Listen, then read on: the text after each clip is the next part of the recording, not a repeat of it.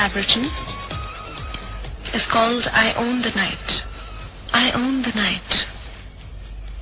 It goes, I soothe the night, coo it to sleep with whispered lies, and I can feel it tremble within my arms, grow weak, and turn to dust in my palms.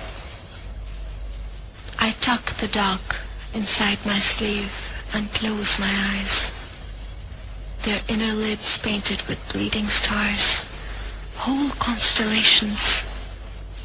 Orion has offered me his belt, and tonight I own the dark.